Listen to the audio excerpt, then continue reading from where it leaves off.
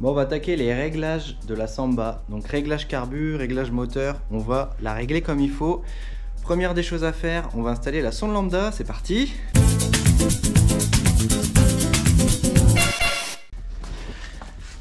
Si vous vous rappelez bien, j'ai installé un embout spécial sonde lambda. On va l'installer. Donc là, elle est là, hop. Donc jusqu'à remplacer le bouchon. Merde. Hop. Ah. Donc là, j'ai ouvert ça. On va faire le branchement. Donc je le rappelle, c'est du provisoire, c'est juste pour tester ça. Et maintenant, ma sonde elle-même. Hop. Donc maintenant il faut alimenter en 12 volts la sonde. Donc il faudrait que je sache à quoi servent tous ces câbles. Donc je vais regarder ça. Bon, ça y est, alors je suis allé faire un branchement plus que provisoire et plus que pas terrible. Mais bon, ça c'est le plus, ça c'est le moins. Et on va maintenant du coup être alimenté en 12 volts là-dessus. Et je vais pouvoir brancher enfin ceci. On va voir si ça marche. Ah, ça marche. Et la prochaine fois que je démarrerai, je vais pouvoir la brancher et regarder un peu les valeurs que ça me sort. Et comme ça, je vais pouvoir essayer de régler le moteur. C'est un peu le but. Bon, ça y est, c'est l'heure de régler le moteur. Alors, je vais vous montrer tout ce que j'ai mis en place pour le régler. Allez, let's go! Alors, il y a plein de fils. Je vais régler l'allumage avec ça. Bon, moi, ça, en fait, celui-là, il est branché sur la première bougie et il est relié aux 12 volts. Et en fait, il va me servir à caler mon allumage correctement suivant le repère. Alors, deuxième réglage, enfin, c'est pas dans l'ordre, hein, mais il faudra faire tout en même temps. Donc, le ralenti, lui, il se règle ici. Et la richesse des deux carbus, puisqu'il y a deux carbus, elle vient se régler ici et ici. Alors, la blague, c'est qu'il faut que les deux ils soient synchronisés. C'est très important. Donc je vais devoir régler la richesse. Et mais j'ai une sonde lambda sur cette voiture, je l'ai installée.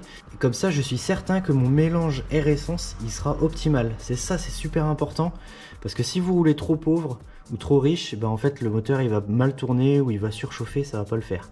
Ça s'appelle l'AFR, c'est-à-dire l'air fuel ratio, c'est-à-dire le ratio air essence, tout simplement.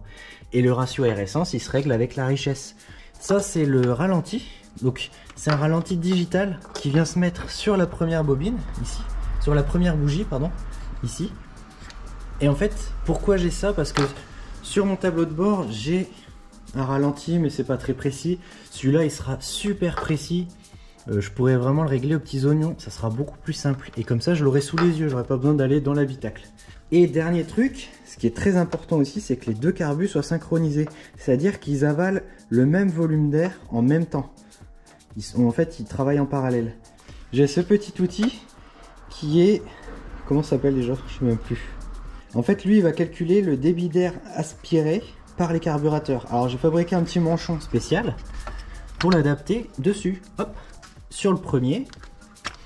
Et hop, j'aurai la quantité d'air sur le second en parallèle. Voilà, donc ça, c'était la théorie. Maintenant, on va passer à la pratique. Allez, let's go! 2000 years later. Bon, c'est un peu la misère, je vous explique. Elle démarre plus. Ah, je suis deg. Elle démarre plus, j'ai plus d'allumage.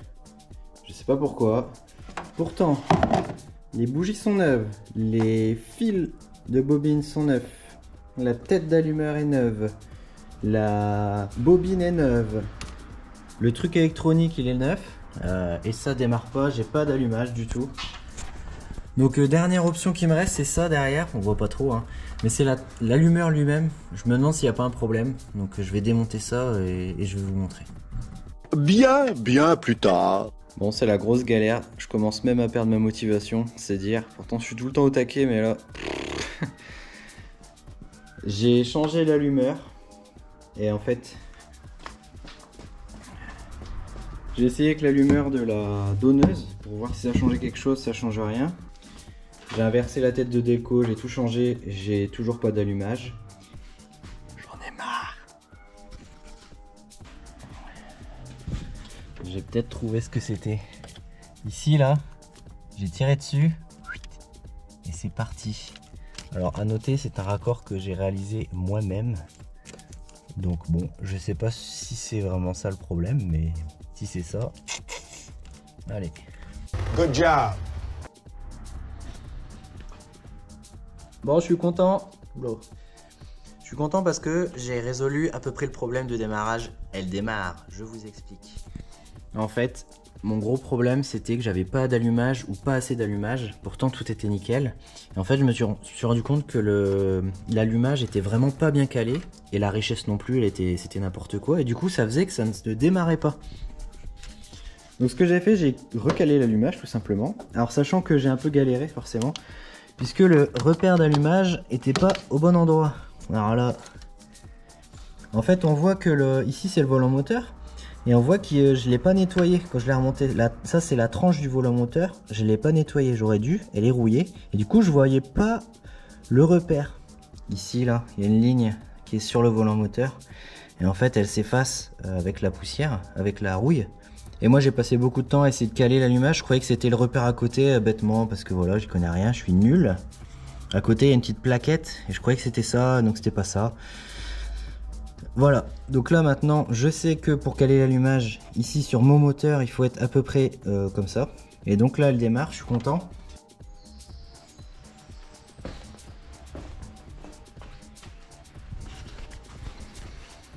Allez, ça y est, on y est, on va enfin faire un tour avec la Samba. Ça fait 2 ans que j'attends ça. Je suis super stressé. Alors j'ai déjà fait le tourner le moteur, tout va bien. J'ai fait les réglages à peu près. Bon c'est pas parfait mais ça fera l'affaire juste pour faire un tour. Non. J'ai réglé les freins arrière, donc elle freine. Bon l'avant je suis pas sûr, on verra. J'ai prévu le petit extincteur, c'est important. Au bout d'un moment, il faut y aller, donc on y va. Allez, c'est parti, on fait le tour. Let's go.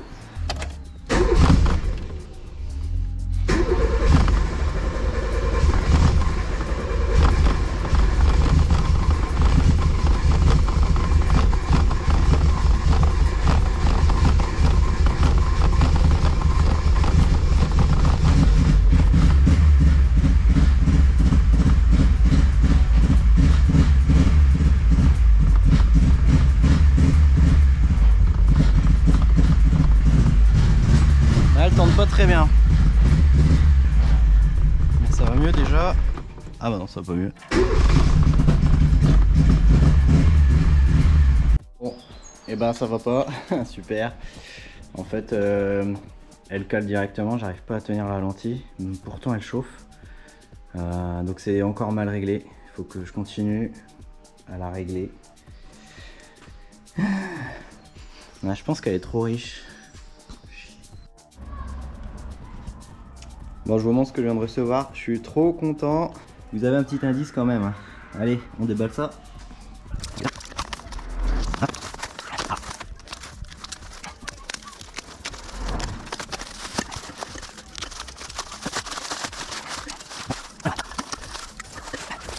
Voilà. Excellent. Donc oui, j'ai acheté un pot de ville. Bon, l'étiquette elle est un peu abîmée. Je sais pas si ça se rachète ça. Donc voilà, c'est un pot d'époque de ville. Bon, on voit ça a été adapté. À mon avis, ça, je suis pas sûr que ça existait pour les Samba. À mon avis, ça devait être des pots standards, on va dire. Et alors pourquoi j'ai acheté ça et j'en ai déjà un. En fait, celui-là, c'est un pot de rallye, un pot Groupen. Et en fait, je vois que les on voit que ça c'est déjà en train de se barrer là. Enfin, c'est un peu de la merde. J'ai acheté chez GT2i si je dis pas de bêtises et le revêtement il est déjà parti, sachant que j'ai jamais roulé avec la voiture, j'ai juste démarré pour faire des essais. Donc j'ai vu quelqu'un qui le vendait et en fait il a eu un accident avec, donc lui il l'avait acheté à l'époque, il était vraiment en mauvais état et il l'a fait refaire. Apparemment les soudures ont été refaites, c'est vrai que ça a l'air plutôt propre. Bon, il y a un petit peu de nettoyage à faire mais c'est pas méchant. Je vois qu'il est pas percé. Oui, il a été restauré, hein, ça c'est clair. Mais bon, si c'est, je repasserai un petit coup dessus. Mais voilà, trouver un échappement de ville à trompette Adapté pour Samba 104, c'est impossible. Donc je suis carrément content. Regardez-moi ça, il va déchirer. C'est vrai que ça fait plus d'époque que le truc rallye que j'avais mis. Bon, le truc rallye il est bien aussi, hein. Mais je pense que celui-là il fera beaucoup plus authentique. Bon, ça y est, j'ai astiqué le pot. Il est propre comme un sous neuf. Alors j'ai retiré les petites étiquettes, c'était des petits stickers, mais j'ai vu que ça se refabriquait et je viens de les recevoir. C'est sur Vignette Auto, je sais plus quoi. Et j'ai même retrouvé ça, je le cherchais partout, et ben il se refabrique, je suis trop content. Je vais pouvoir le remonter sur la voiture. Et ben en fait la grosse différence c'est quoi? C'est que c'est une plaquette en alu. À niveau taille, ah bah ouais, bah voilà. C'est impeccable, faut que je le centre un peu, voilà. Impeccable, cool. Voilà. Voilà. Alors, j'ai bien dégraissé avant de le coller, bien sûr, au White Spirit. Bon, vous avez au foutu de ma gueule, je pense, mais j'ai acheté aussi un petit autocollant.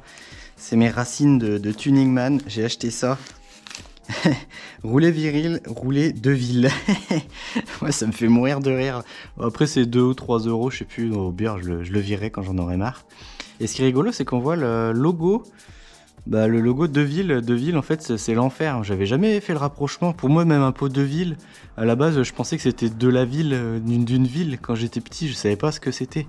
Et de ville, en fait, c'est l'enfer. Et c'est écrit de ville, avec, on voit le diable avec sa queue crochue, etc. C'est cool. Donc c'est le vrai, ça doit être le vrai logo d'époque de ville. Donc j'adore. Hein. Je vais bien sûr le mettre sur la lunette arrière ou sur le carreau, sur le côté, je vais voir. Je suis vraiment un kéké.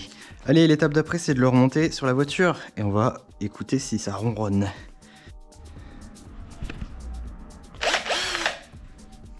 Bon, ça avance un peu, je vous montre ça. Je suis en train de nettoyer les panneaux de porte. Alors regardez, le avant-après, il est incroyable parce que c'est bien les mêmes. Donc gauche-droite, c'est bien le même. C'est du Sky en fait. Il était complètement... mais vraiment rempli d'une épaisseur de saleté. Et même ça, alors bon, j'ai pas trop fini encore là, mais je suis en train d'enlever la pellicule, il y a un genre de pellicule dessus. Et la différence, elle est juste incroyable, c'est vraiment fou. Pareil, les panneaux de porte latéraux, là, ils sont vraiment...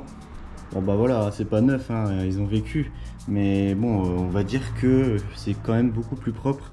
Et puis ça reste du petit Sky tout fin sur du carton.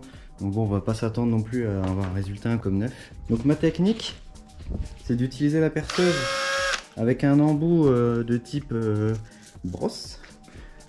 Et je mets du savon noir dessus. Je rince bien avec un bon petit seau d'eau là. Et puis voilà, avec un peu de temps, ça peut... En fait, l'avantage c'est que ça passe bien dans les recoins, c'est nickel. Par contre, c'est assez long, hein. Et après, on n'a plus qu'à tout remonter. Wow!